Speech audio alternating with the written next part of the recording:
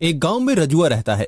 वैसे रजुआ का कोई घर नहीं है, क्योंकि पूरा गांव ही उसका घर है। वो लोगों के घरों में जाकर काम करता है और उसे खाने के लिए भोजन मिल जाता है। ऐसे ही एक दिन सुबह सुबह सेठ जी रजुआ को आवाज लगा रहे थे। रजुआ, ओ रजुआ, सूरज सिर पे आ गया है और तू अभी तक पानी भरकर नहीं लाया है।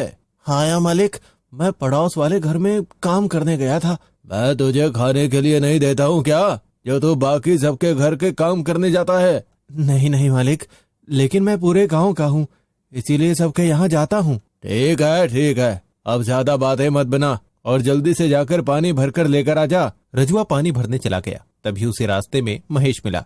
रजुआ, मेरे बर्तन भी धोकर लेकर जा। अब एक साथ इतना सारा पानी कैसे लेकर जाऊंगा? अरे वो सेठ तेरा खून निकालता है और तुझे समझ नहीं आता। अब खाने के लिए देता है तो आज से मेरे यहाँ काम कर। तुझे बाकी जगह जाने की कोई जरूरत नहीं है। मैं तुझे खाने के साथ साथ कपड़े भी दूंगा। रजुआ मुस्कुराया और फिर वहाँ से चला गया। अगली सुबह सेठ जी को नगर में जाकर सामान खरीद कर लाना था, इसीलिए सामान ढोने के लिए रजुआ को साथ ले गया। रजुआ, सारा सामान उठाकर ले चलेगा ना? हाँ मालिक। ठीक है, आज तुझे ज्यादा खाना दे दूंगा। ठीक है मालिक। सेठ जी ने सारा सामान खरीद लिया था, लेकिन तभी वहाँ आवाज लगाने वाला आया। सुनो सुनो सुनो, नगर में महाराज आए हैं। आज राजकुमार का जन्मदिन है, इसीलिए वो सभी को उपहार भेंट करने आए हैं। सभी लोग चौक पर पहुंच जाएं। ये सुनकर सेठ जी की आंखों में खुशी की चमक आ गई। चल रजुआ, राजा साहब से भी कुछ उपहार ले आते हैं। ठीक है मालिक। सेठ जी और बाकी सभी लोग चौक पर इकट्ठे हो गए। महाराजा पुरुषोत्तम अपने वजीर और सिपाहियों के साथ वहां उपस्थित हुए। आज मैं बहुत खुश हूँ, इसीलिए मैं तुम्हें उपहार देने स्वयं आया हूँ। एक एक करके आइए और उपहार लेकर आगे बढ़ते जाइए। राजा सभी को सोने की अशर्फी बांट रहा था। सेठ जी ने भी ले ली। रजुआ ने भी मुस्कुराते हुए दोनों हाथ आगे बढ़ा दिए। राजा ने रजुआ से कहा, मैं आपको कुछ और देना चाहता हूँ, बताइए आप क्या चाहते हैं? आप नहीं दे पाओगे। मैं अपना सब कुछ देने के लिए तैयार हूँ, बताइए आप क्या चाहते हैं? मैं एक दिन के लिए, सिर्फ एक दिन के लिए रामगढ़ का राजा बनना चाहता हूँ। ये सुनकर सब हैरान हो गए। सेठ जी ने रजुआ को धमकाया। रजुआ, तो पागल हो गया क्या? राजा साहब ने तेरी गरीबी वाली हालत देखकर बातें क्या कर ली कि तू औकात भूल गया? चल घर चल। रुकिए, इससे कोई कुछ नहीं कहेगा, क्योंकि ये अब रामगढ़ के राजा बनने जा रहे हैं। महाराजा पुरुषोत्तम के इस फैसले से सभी आश्चर्यचकित थे, क्योंकि किसी को कुछ भी समझ नहीं आ रहा था। महाराजा रजुआ को अपने साथ लेकर चला गया। और इसकी किस्मत तो जाग गई, लेकिन अब मेरा सामान कौन उठाएगा? सेठ जी खुद से बहुत सारा सामान उठाकर घर की ओर चल दिए। एक दिन का ही राजा बना है ना, उसके बाद कहाँ जाएगा ये रजुआ? आएगा तो मेरे पास ही, फिर बताता हूँ इसे। रजुआ को कोसते हुए सेठ जी घर पहुंच गए और पूरे गांव में सभी को खबर कर दी कि रजुआ अब राजा बनेगा। आज रजुआ एक दिन के लिए राजा बना। उसने राजा वाले कपड़े पहने। रामगढ़ में भी ये बात फैल गई कि कोई साधारण व्यक्ति राजा बना है। आपके पास सभी शक्तियां हैं, आप जो भी चाहे वो कर सकते हैं। मैं दान कर सकता हूँ? हाँ, आज आप जो चाहे करें, कितना भी दान कर सकते हैं। आपको कोई रोकने वाला नहीं है। मैं कुछ बात करना चाहता हूँ। आपका समय धीरे धीरे खत्म हो रहा है, इसलिए आप काम कर लीजिए, बातें कल करेंगे। महाराजा रणधीर सिंह। इतना सुनकर रजुआ के चेहरे पर खुशी आ गई। वो बार बार खुद को रणधीर सिंह के नाम से पुकारने लगा। रणधीर सिंह, मेरा नाम रणधीर सिंह। मैं लेकिन तभी महाराजा रणधीर सिंह उठे और अपनी सेना के साथ नगर में निकल गए।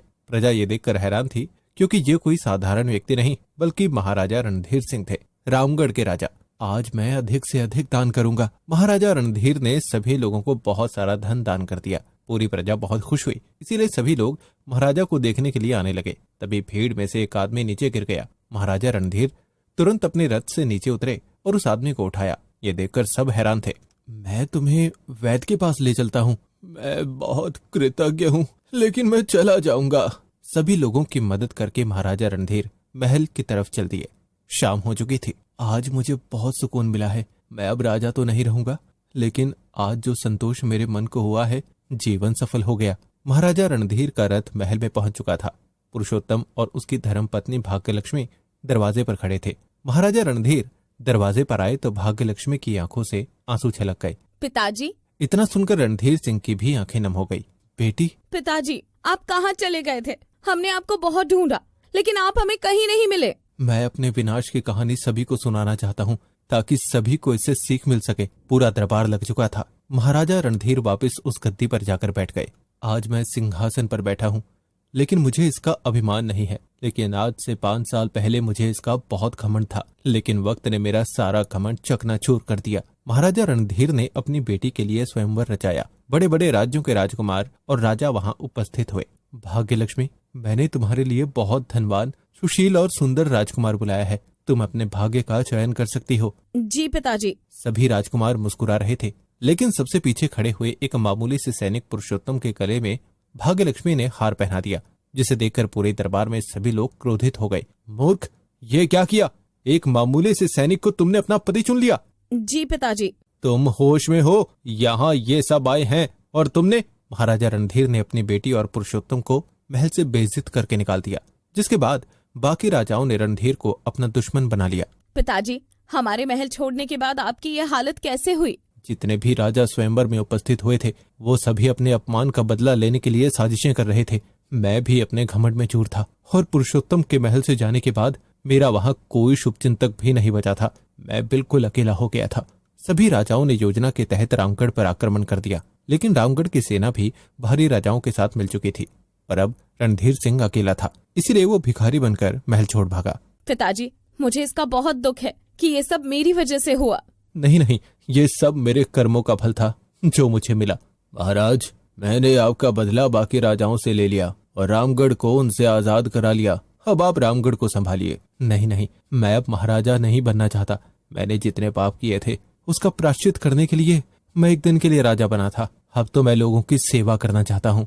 रणधीर अब बहुत ज्यादा शांत विनम्र हो गया था। वो रामगढ़ के लोगों की सेवा करने लगा, लेकिन पूरी प्रजा आज भी उसे महाराजा कहती थी। अब वो अपनी बेटी और पुरुषोत्तम के साथ महल में ही रहने लगा।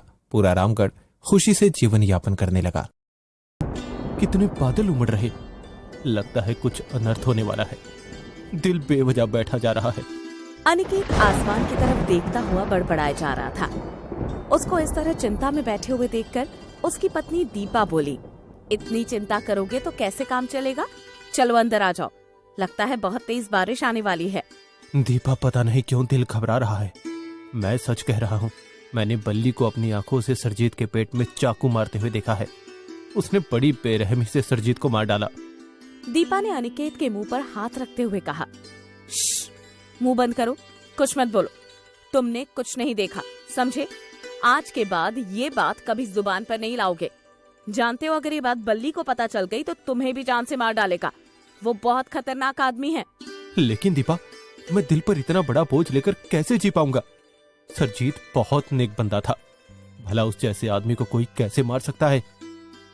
अब तुम इस बारे में कुछ नहीं सोचोगे। भगवान का दिया हुआ दूसरा घर है हमारे पास। हम ये गांव छोड़कर हैदराबाद चले जाएंगे। धीरे धीरे सब ठीक हो जाएगा। तुम्हारे दिमाग से सरजीत और बल्ली हमेशा के लिए निकल जाएंगे। हम कल ही हैदराबाद के लिए रवाना हो जाएंगे। लेकिन हमारा वो घर तो परसों से बंद पड़ा है, वो रहने लायक कहाँ रहा होगा? अपने जिगरी दोस्त उमेश जी को फोन कर दो, वो किसी नौकर से वहाँ की साफ सफाई करवा देंगे। हैदराबाद में अनिकेत का पुश्तैनी मकान था। दीपा से शादी हुई। वो अपने माँ बाप की इकलौती संतान थी। उनकी मौत के बाद अनिकेत और दीपा वहीं शिफ्ट हो गए ताकि उनकी प्रॉपर्टी की देखभाल होती रहे। अनिकेत ने उमेश को फोन करके बताया कि हम लोग वापस आ रहे हैं। अनिकेत, तुझे क्या बताऊं कि आज मैं कितना खुश हूँ। मन तो कर रहा है कि पूरा हैदराबाद फूलों से सजा दो। बस यार, तू देर मत कर, जल्दी आ जा। अब बिल्कुल इंतजार नहीं हो रहा। अनिकेत भी उमेश और अपने पुराने दोस्तों से मिलने को बहुत तरस रहा था। अब तो वहाँ गए हुए जमाना गुजर गया। सरजीत का कत्ल और अपने गांव जाने के विचारों ने अनिकेत को रात भर सोने नहीं दिया। अगले दिन वो लोग सुबह 9 बजे वाली ट्रेन से हैदराबाद रवाना हो गए। वहाँ पहुँचते ही उन्होंने उमेश को रेलवे स्टेशन पर खड़ा पाया। अनिकेत ने चौंकते हुए कहा, उमेश, तो यहाँ? अरे, मुझे तो उम्मीद ही नहीं थी कि रेल से उतरते ही तेरा चेहरा सामने आ जाएगा। कैसे नहीं आता यार, तुझसे मिलने की बेताबी ने आज ऑफिस में भी टिकने नहीं दिया। बहुत बदला सा लग रहा है अनिकेत। चेहरे की रौनक कहाँ चली गई? अब सारी बातें यहीं कर लेगा या घर भी चलेगा? घर पहुंचकर सारी बात बताता हूँ। घर पहुंचने के बाद अनिकेत ने उमेश को सारी बात बताई। तुझसे ऐसी उम्मीद नहीं थी यार। तो सच्चाई से सामना करने की बजाय यहाँ चला आया। तुझे कानून का सहारा लेना चाहिए था। अब वो दरिंदा ना जाने कितने खून और करेगा। भाई साहब, अपनी जिंदगी सबको प्यारी होती है। अगर ये कानून का सहारा लेते तो वो इन्हें भी मार डालता, फिर मेरा क्या होता? उमेश दीपा की बात सुनकर चुप रह गया। तभी वहाँ केशव आ गया। अनिकेत, तुम वापस लौट आए और मुझे पता भी नहीं चला। वो तो दरवाजा खुला देखकर मैं अंदर आ गया, वरना पता ही नहीं चलता। अरे केशव, आओ आओ बैठो और बताओ कैसे हो तुम? तुम तो जरा भी नहीं बदले, आज भी बिल्कुल वैसे ही हो पहले की तरह। मैं ठीक हूं, लेकिन तुम्हारे बिना तो जैसे गांव की रौनक ही चली गई थी। बहुत कमी महसूस होती थी तुम्हारी। कोई दिन ऐसा नहीं गुजरा जो तुम्हें याद नहीं किया। अच्छा चलो, अब मैं यहाँ हमेशा के लिए आ गया हूँ। वैसे तुम्हारा भी ये कुर्ता पजामा पहनना नहीं छूटा। गरीब लोगों का यही पहनावा है भाई, हमें तुम्हारे जैसे सूट बूट कहाँ नसीब है। कुछ देर बातें करके केशव वहाँ से चला गया। केशव में से आज भी मछली वाली गंध आती है। मैं तो इसे जैसे भूल ही गया था, मगर ये मुझे आज भी याद करता है। ये जानकर हैरानी हुई। केशव गरीब था, मछली पालन का काम करता था।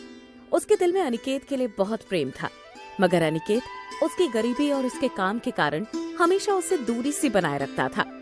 2 सप्ताह बाद अनिकेत दीपा से बोला, हम यहाँ तो गए, लेकिन ये सोचकर परेशान हूँ कि अब आगे क्या करूँ। कई जगह काम तलाशने गया, मगर नौकरी मिलना इतना आसान काम नहीं है। कुछ तो करना ही पड़ेगा, वरना घर में बैठने से कैसे गुजारा होगा। अनिकेत बहुत ज्यादा परेशान रहने लगा।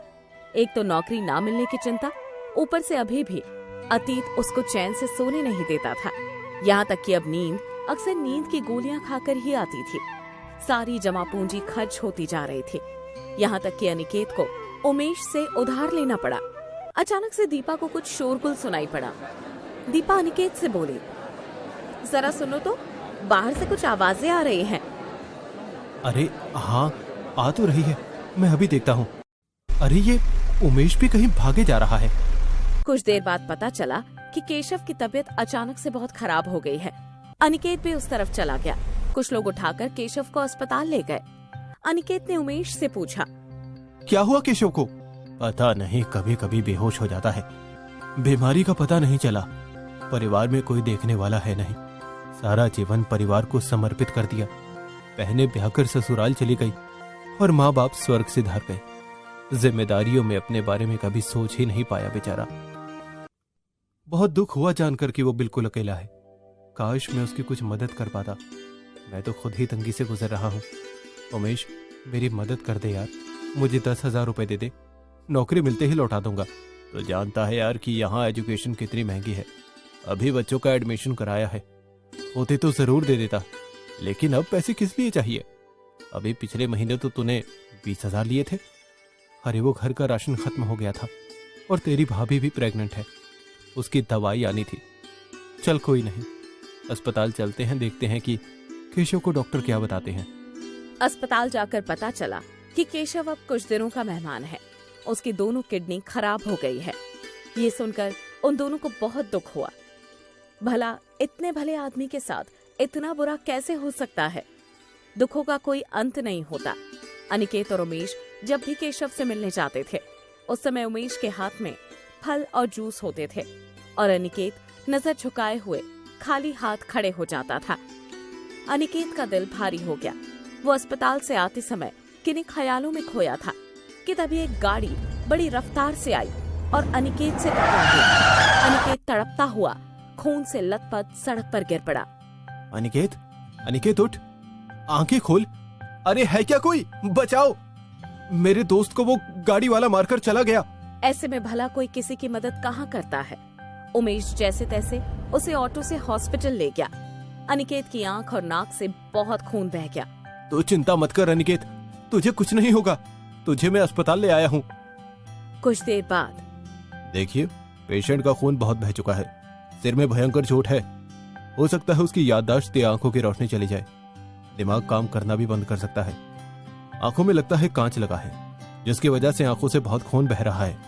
हमें जल्द से जल्द इसका ऑपरेशन करना पड़ेगा, इसलिए आपको अभी 1 लाख रुपए जमा कराना पड़ेगा, वरना इसकी जान भी जा सकती है। ये सुनकर उमेश के पसीने छूटने लगे। कहाँ से लाऊं 1 लाख रुपए? अनिकेत के पास तो फूटी कौड़ी भी नहीं है। अगर मैंने ये पैसा दे दिया तो वापस मिलने की तो कोई उम्मीद ही नजर नहीं आती। क्या इसे इसी हाल में छोड़कर चला जाऊं? हॉस्पिटल वाले खुद देख लेंगे। फिर उसके मन में ख्याल आया कि अगर अनिकेत ठीक हो गया तो वो मुझसे नफरत करने लगेगा। अरे ये बात भाभी को तो बता दूं। उमेश ने दीपा को फोन मिलाया। भाभी, अनिकेत का बहुत बुरा एक्सीडेंट हो गया है। डॉक्टर ने तुरंत 1 लाख रुपए मांगे हैं। आप जल्दी कहीं से बंदोबस्त करके अस्पताल आ जाओ। दीपा के हाथों से फोन छूट गया। आकाश से गिरे खजूर में अटके। वो तो अपने गांव से हैदराबाद इसलिए आई थी कि यहाँ आकर सब ठीक हो जाएगा, मगर यहाँ तो वो रोते हुए उठी और अपने घर के कागज लेकर अस्पताल के लिए दौड़ी। वहाँ उमेश उसका इंतजार कर रहा था। दीपा उमेश को देखकर हाथ जोड़ते हुए बोली, भाई साहब, मेरे पास पैसे तो नहीं है, लेकिन ये हमारे घर के कागजात है। आप हमारा घर गिरवी रखकर किसी से पैसे ले लो, इन्हें बचा लो भाई साहब, वरना मेरा बच्चा इस दुनिया में आने से पहले ही अनाथ हो जाएगा। उमेश ने उसके हाथ से कागज लेते हुए कहा, आप यहीं रुको, मैं कुछ देर में कहीं से पैसे लेकर आता हूँ। उमेश ने घर जाकर पैसे लिए और अपनी पत्नी गायत्री से कहा, ये कागज संभाल कर रखना। अगर पैसे वापस नहीं मिले तो कम से कम घर तो हमारा रहेगा। वो पैसे लेकर अस्पताल पहुंचा और दीपा से बोला, भाभी, बड़ी मुश्किल से अपने दोस्त से पैसे लेकर आया हूँ। अब अनिकेत के इलाज में देरी नहीं होनी चाहिए। मैं आपका एहसान कभी नहीं भूलूंगी भाई साहब। अनिकेत का ऑपरेशन हो गया, जान तो बच गई, मगर उसकी आंखों की रोशनी हमेशा के लिए चली गई। देखिए, आप अब कभी देख नहीं पाएंगे, लेकिन हाँ, अगर किसी ने आपको अपनी आंखें डोनेट करी तो आप फिर से दुनिया देख सकते हैं। अनिकेत ने रोते हुए कहा, मेरी दुनिया में हमेशा के लिए अंधेरा हो गया दीपा। अब मैं तुम्हें और अपने बच्चे को कभी नहीं देख पाऊंगा। इससे अच्छा तो मैं मर जाता तो अच्छा होता। ऐसा मत कहो जी, मैं आपकी आंखें बनूंगी, आप मेरी आंखों से दुनिया देखना। ये कहकर वो दोनों रोने लगे। उधर केशव को जब अनिकेत के बारे में पता चला तो उसकी हालत और ज्यादा खराब हो गई। उसकी सांसों की डोर टूटने वाली थी। उसके मरने के बाद उसके आगे पीछे रोने वाला कोई नहीं था। उसने मरने से पहले वसीयत लिखी कि मरने के बाद उसकी आंखें अनिकेत को दे दी जाए और उसके पास जो भी है मरने के बाद वो सब अनिकेत का होगा। वसीयत लिखने के बाद उसने दम तोड़ दिया। वो आखिरी बार अपने परम प्रिय मित्र को देख भी नहीं पाया। केशव की आंखें अनिकेत को लगा दी गई। वो अब सब कुछ देख सकता था। उसे नहीं पता था कि केशव नहीं रहा और वो उसकी आंखों से देख रहा है। जब वो घर आया तो उमेश उसके स्वागत के लिए खड़ा था। यार दोस्त हो तो तेरे जैसा। आज मैं तेरी वजह से जिंदा हूँ और ये दुनिया देख रहा हूँ। मैं तेरा एहसान कभी नहीं भूलूंगा। मैं बहुत जल्दी तुम्हारे दोस्त का पैसा चुका दूंगा और अपना घर छुड़वा लूंगा। तभी वहाँ गायत्री आई और घर के कागज अनिकेत को सौंपते हुए बोली, भाई साहब, ये लीजिए घर के कागज। वो पैसे उमेश जी के ही थे, ना कि किसी और के। कहीं आप चुका ना पाओ इसलिए उन्होंने कागजात अपने पास रख लिए थे। और ये जो आप हमें देख रहे हो ना, ये आंखें केशव भाई साहब ने आपको दान की है। आंखें ही क्या, उन्होंने अपना सब कुछ आपके नाम कर दिया। शायद आपको खबर नहीं कि अब वो इस दुनिया में नहीं रहे। उनकी महानता देखकर मैं खुद को नहीं रोक पाई और अपने पति की सच्चाई बता दी। मुझे माफ कर देना उमेश। ये सुनकर अनिकेत की आंखों से आंसू बहने लगे और उमेश की आंखें शर्म से झुक गई। अनिकेत शीशे में अपनी आंखें देखता हुआ बोला, मैं तो हमेशा तुमसे दूरी बनाए रखता था केशव, और तुमने मुझे सब कुछ दे दिया। और उमेश, तू तो मेरी जान था। तूने पैसे के लालच में आकर मुझसे झूठ बोला और मौके का फायदा उठा लिया। तुम दोस्ती की असली परीक्षा में सफल हो गई केशव। हर जन्म में तुम ही मेरे दोस्त बनकर मिलना। अब उमेश का वहाँ रुकना मुश्किल हो गया। वो शर्मिंदा होकर वहाँ से चला गया। केशव के खाते से 5 लाख रुपया मिला, जिससे अनिकेत ने अपना कारोबार शुरू किया, जिसका नाम केशव इंडस्ट्रीज रखा। आज भी वो अपनी आंखों पर हाथ रखकर केशव को महसूस करता है और हर बार उसका शुक्रिया करता है।